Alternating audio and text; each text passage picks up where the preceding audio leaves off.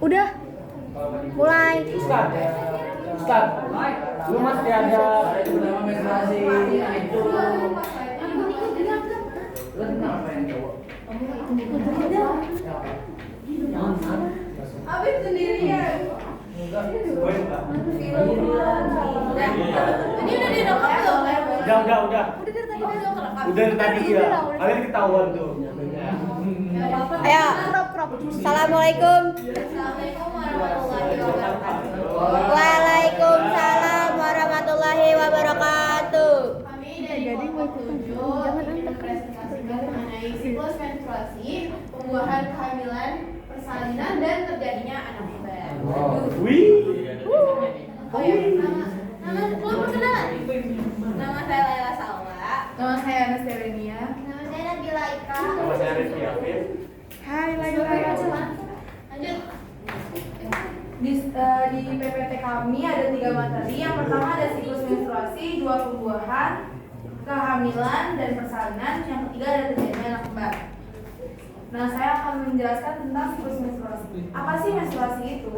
Menstruasi adalah pelepasan dinding rahim atau endometrium yang disertai dengan pendarahan yang terjadi setiap bulan. Siklus menstruasi terjadi pada saat pubertas dimulai, berlangsung hingga menopause. Rentang siklus menstruasi adalah 28 hari, siklus terpendek 18 hari, sedangkan siklus terpanjang 40 hari. Terdapat 2 segmen siklus menstruasi pada manusia, yaitu ovarium dan endometrium uterus.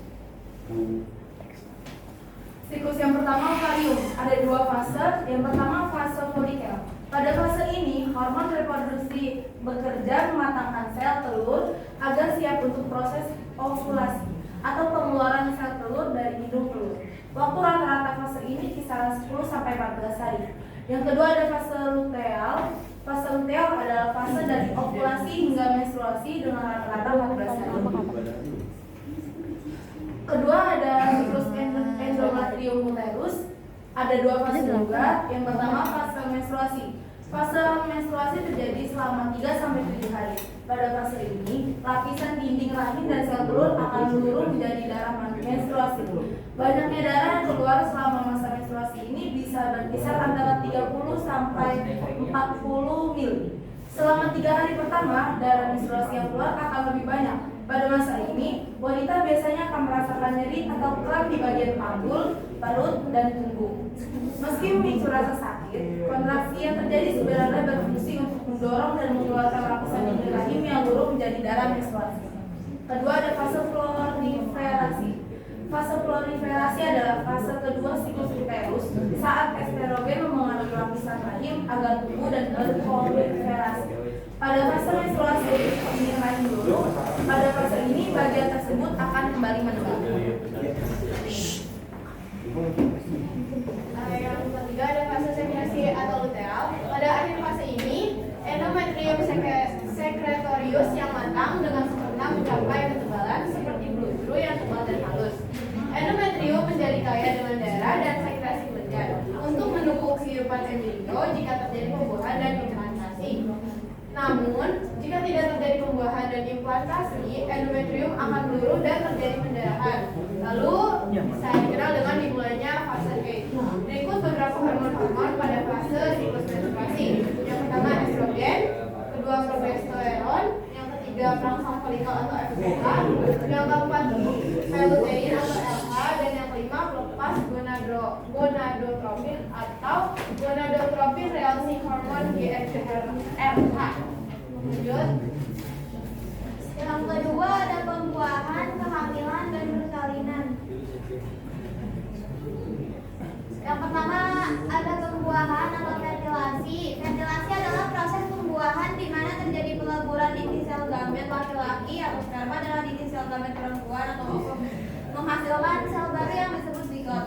Zigot akan berkembang menjadi embrio 2 sel, 3 sel, kompleks morula, dan blastokis. Sel blastokis akan hatching atau menetas, kemudian terjadi proses implantasi di rahim wanita. Secara umum, jika proses pembuahan berhasil dan embrio berkembang normal, maka wanita akan hamil. Jika pembuahan dan perkembangan gagal, maka wanita akan menstruasi. Wanita harus memahami konsep fertilasi ini. Yang pertama ada sel sperma masuk ke dalam vagina, yang kedua ada sel sperma dan sel ketiga ada sel sperma dan sel telur bersatu. Yang keempat ada aktivasi. Yang kedua ada kehamilan atau gestasi.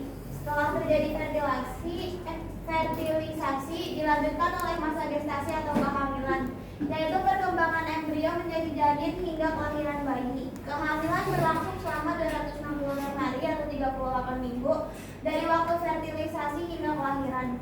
Tanggal kelahiran dihitung berdasarkan waktu hari terakhir. Jika siklus menstruasi dihitung 28 hari, partus atau persalinan terjadi pada hari ke-288 atau 40 minggu atau 9 bulan kalender.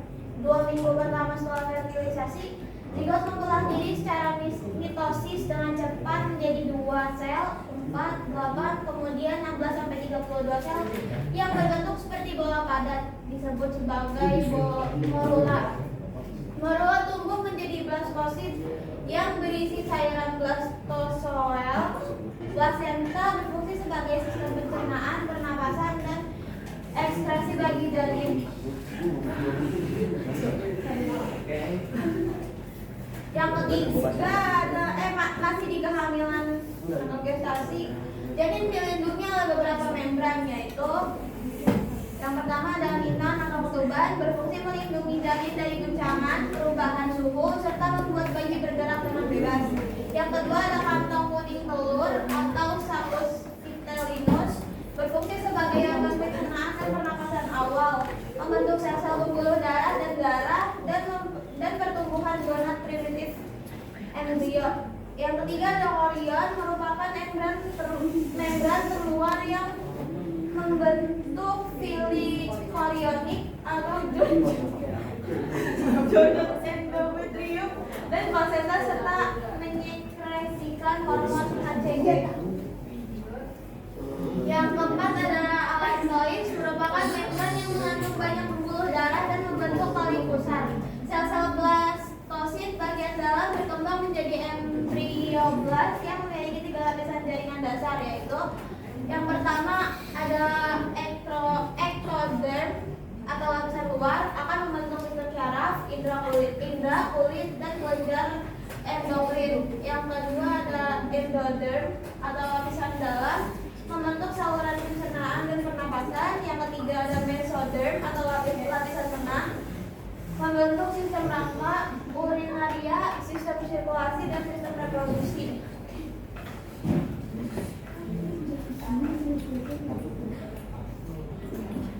Seperti yang dilihat itu ada anunya lah. Yang pertama di sini ada endometrium, terus ada amion sesuai kelenjar-kelenjar dan lapisan-lapisan yang terjadi di dalam rahim. Bisa dilihat langsung aja ya guys. Itu apa? Itu anak Itu kok. rahim ya. Oh, yang masih kecil gitu. Iya, Zigot ya? Kayak tuyul dah. Itu nempel di mana? Parah itu teh anak lu katin tuyul nih. Tapi bener lah, tuyul yang dibotolin. Bayinya tuh yang ini enggak sih? Yang hitam ya? Ya. Lanjut. Iya, yang itu. Yang lagi menunduk itu. Iya kayak anak kucing. Ini lagi. Ya. Oke, di sini saya akan menjelaskan tentang persalinan atau partus. Persalinan adalah proses kelahiran bayi yang dipengaruhi oleh hormon relaksin, estrogen, oksitosin, prostaglandin, dan TRH atau corticotropin releasing hormone. Persalinan dibagi menjadi 3 tahap, yaitu dilatasi cervix atau pembukaan, yaitu cervix dipaksa melebar untuk jalan keluarnya bayi sekitar 10 cm. Tahap ini memakan waktu mulai dari beberapa jam hingga 24 jam, tahap yang paling lama. Lalu ada kelahiran bayi, itu bayi mulai bergerak melewati cervix dan vagina. Lalu yang terakhir ada kelahiran plasenta, terjadi setelah bayi lahir. Uterus berkontraksi lagi untuk memusatkan plasenta dari endometrium dan mengeluarkannya melalui vagina, berlangsung selama 10-30 menit. Lalu sini saya akan menjelaskan bagaimana terjadinya bayi kembar. Terjadi anak kembar. Menurut studi Rina, anak kembar adalah 2 orang anak atau lebih yang lahir dari satu masa kehamilan yang sama. Bayi kembar ada 2 macam, ada kembar identik atau monozigotik, ada pula kembar tak identik dizigotik. Yang pertama ada kembar monozigotik atau identik. Kembar monozigotik artinya kembar dari satu zigot. Bayi kembar ini identik dengan kemiripan yang bisa lebih dari 90%. Dan jenis kelaminannya pasti sama. Jika yang satu perempuan, yang lainnya perempuan juga. Begitupun sebaliknya. Lalu kembar dizigotik atau tak identik, kembar ini berasal dari dua zigot. Baik kembar dizigotik ini bisa memiliki jenis kelamin yang sama, bisa juga memiliki jenis kelamin yang berbeda dan memiliki wajah yang berbeda juga. Nah, dulu ada fakta jadi anak kembar. Yang pertama ada genetik, 2 riwayat hamil kembar, 3 usia ibu, 4 bobot tubuh, 5 ras, dan 6 ada posisi seks. Proses posisinya. Astaga, mau. Posisinya di mana ulah? Posisinya nggak ada Gimana sih? dokter sih gitu. Posisinya itu gimana? Tuanya sama ibunya Hana. Coba contoh. Oh iya. Tolong Bu, lihat Bu. Yaitu kembar monozigotik ada identik. Dia sambil kaya. Berasal dari satu zigot atau satu telur dibuahi oleh satu sel sperma, lalu berkembang menjadi dua bayi kembar. Lalu kembar dizigotik ada identik. Berasal dari dua zigot, dua sel telur yang masing-masing dibuahi oleh satu sel sperma, lalu berkembang menjadi dua bayi. Lanjut. Lalu ada resiko kehamilan anak kembar. Pertama, peningkatan resiko kehamilan kembar pada ibu. Yang A, ada peningkatan anemia lebih besar di awal kehamilan. Lalu B, ada resiko anemia. C, peningkatan kejadian hipertensi dalam kehamilan. Lalu persalinan prematur. Lalu ada penyakit diabetes dalam kehamilan. Dan peningkatan resiko sesar. Lalu peningkatan resiko pendarahan postpartum. Lalu ada kedua peningkatan resiko pada bayi, jadi dengan gangguan pertumbuhan, jadi dengan berat badan yang rendah, resiko kematian jadi dalam kandungan, dan ada resiko cacat pada janin. Selanjutnya ini contoh untuk kembar monozigotik atau identik. Seperti yang dilihat, ini tuh dia masih di dalam satu plasenta yang sama ya. Jadi dia satu sperma terus masuk sel terus yang sama, terus dia juga di plasenta yang sama. Itu makanya dinamain dia identik. Selanjutnya, nah untuk yang dizigotik atau non identik itu dia plasentanya beda. Seperti yang dilihat ini plasentanya terpisah. Jadi kayak beda rumah gitu dia. Udah habis. Ya,